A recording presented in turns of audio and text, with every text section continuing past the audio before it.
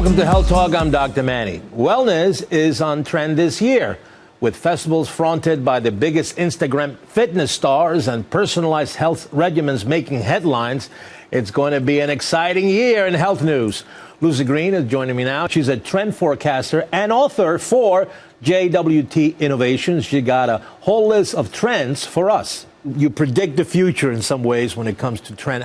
What's the methodology? How do you figure out the trends? Right, so there's a whole load of fads and there are a whole load of trends. And the question we always ask ourselves is, what do we see in the lives of consumers and how that's changing and what's important to them? And if it seems to be part of something that's more important and more substantial on that front, then it's pretty certain that that trend is going to evolve and become more substantial.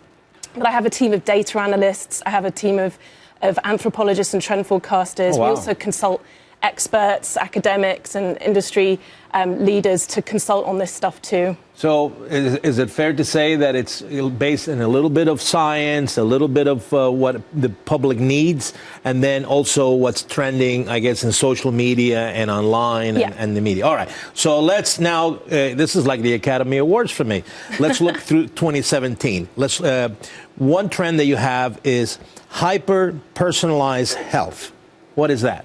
Right, so we're seeing this move, which started off with, I guess, self-quantification to a real hyper-extension of that. Consumers started off using DNA tests at home to understand, first of all, their ancestry and now their health. So 23andMe allows a DNA test to do that. But that's now moved into the area of blood, which previously we would have only seen in sort of being done in a clinic. But you're seeing these at-home tests by WellnessFX and Inside Tracker, allowing consumers to understand their cholesterol levels, their vitamin levels, their blood sugar levels, and create health regimen based on that stuff in a very personalized way. A lot of that stuff, you know, that has a lot of commercial value in telling people, oh, your DNA shows that you shouldn't be drinking coffee, not necessarily is going to translate into change in better health care, I don't think.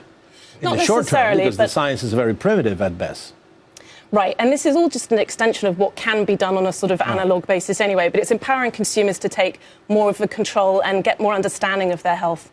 All right. The other thing that's trending, of course, is fitness festivals, things of this sort. Why is that the trend in 2017? Right, so you highlighted this earlier on. We're seeing wellness and health becoming nothing short of its own sort of economy. So all these different lifestyle segments, which traditionally sat outside of health, are now trying to attach themselves to health in some way. So at CES, we saw well-being vehicles.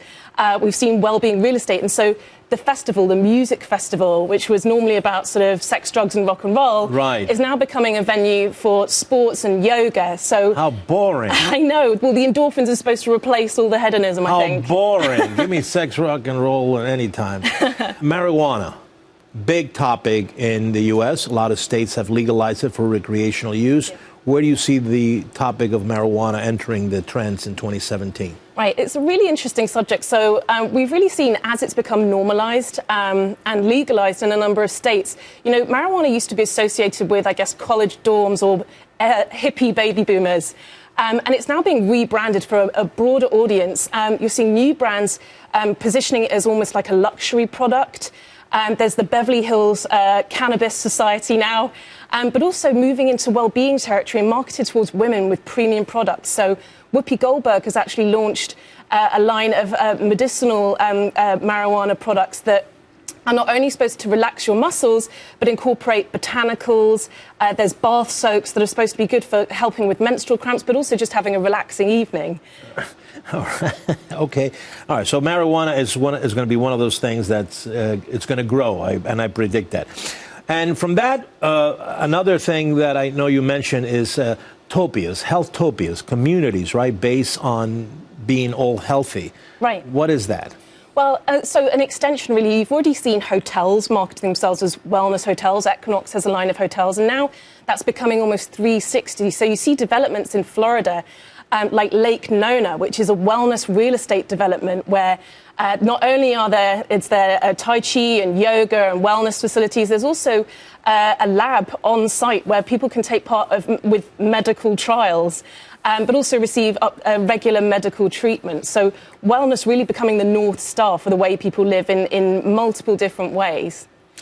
Tell you, a lot of money in health. Let's see what happens with all these dollars, because I think that, it's a huge business. I just hope that it changes the needle when it comes to making people healthier and not people rich. It's a big thing. All right, last thing I want to talk to you about, a lot of technology, wearable devices. I see them all the time.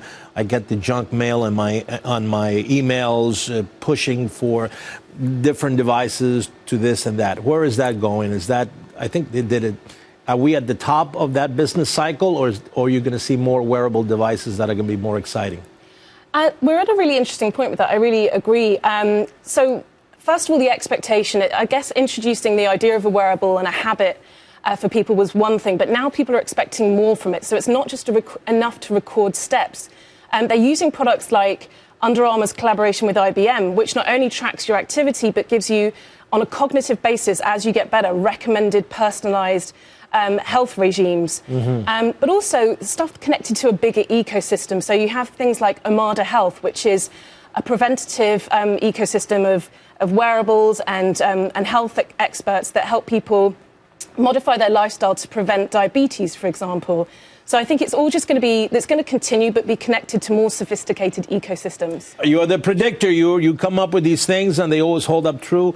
So thank you for doing this. Thanks so much for having me. So where can people get more information? Right, so the health trends are actually just part of one big report. We have 100 trends. It's called the Future 100. Okay.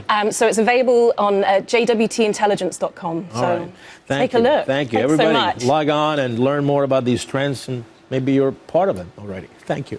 And if you have any health questions, tweet me at Dr. Manny on Fox. Until next time, I'm Dr. Manny.